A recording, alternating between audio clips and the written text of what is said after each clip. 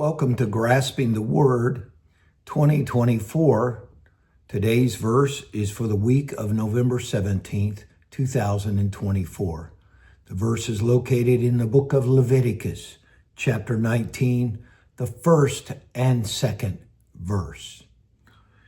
And the Lord spake unto Moses, saying, Speak unto all the congregation of the children of Israel, and say unto them, Ye shall be holy, for I, the Lord your God, am holy.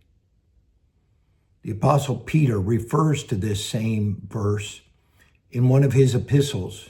Be ye holy, for I am holy, saith the Lord. And so this principle is an Old Testament principle from the very beginning. And certainly the Apostle Peter still held to that in the first century. And so we ought to be holding to that too. Our real example and our real pattern for holiness is not the world we live in, and it's not the people we live with. It's the God who created us. I'm going to read today from a book called How to Teach Holiness, From the Inside Out. The book is by David Houston, who's one of our United Pentecostal Church preachers. And I'm just going to read a few paragraphs here today for my podcast. He said, before we dig into the principles of holiness, we need to clearly establish why we can say these principles are derived from God's eternal attributes. Many believers today, when they think of holiness, think of what we call the holiness standards. But what they do not realize is that every valid standard has behind it an eternal principle of holiness. The reason we can call them eternal principles is because they came to us out of eternity. They did not originate in time.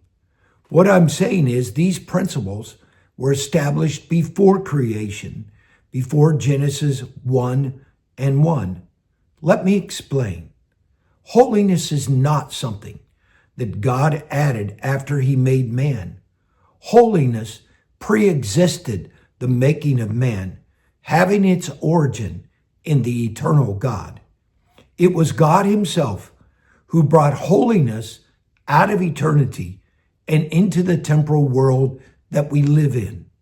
So we must never think of holiness in terms of a set of standards created by man to govern the conduct of believers. Holiness is a set of principles which are derived from the holiness of God himself. And because the principles are expressions of God's own eternal attributes, they are universal, immutable, and everlasting.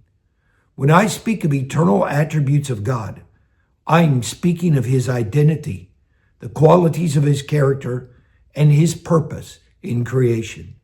In other words, the attributes of God have to do with who he is, what he is like, and what he is all about, his personality, his character, and his purpose, all of which existed in eternity past, before creation began.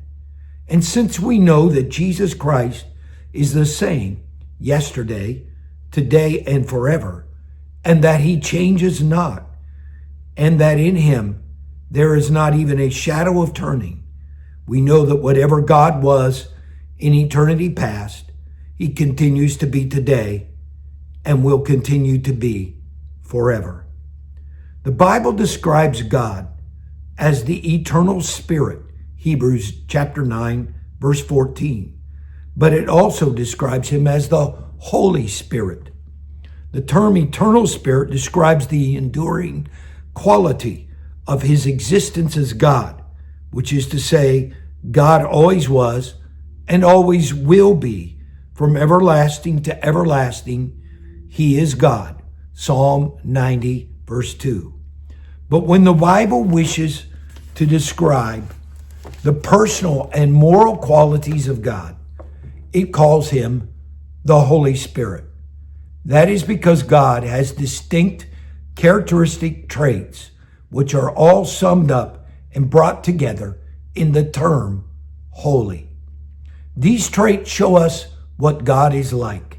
So when God says that he is holy, all these traits are included within what means to be holy. When the indwelling Spirit brings these traits forth in the life of a believer, they are called the fruit of the Spirit. These 9 traits, love, joy, peace, long-suffering, gentleness, goodness, faithfulness, gentleness, and self-control, are the essence of God's disposition toward man. Galatians 5:22-23. Notice that these traits show us not only what God is like, but also what he is not like. For example, if God is love, then he is not narcissistic or detached. If he is joy, he is not morose or depressed. If he is peace, then he's not anxious or agitated. If he is long-suffering, then he is not quick-tempered. If he is kind, then he is not malicious or cruel. And if he is good, then he is not evil. If he is faithful, then he is not arbitrary or unreliable. If he is gentle, he is not harsh or rough. And if he is self-controlled, then he is not out of control. And because God has shown us exactly what he is like and what he is not like, every human being on earth ought to be able to trust him.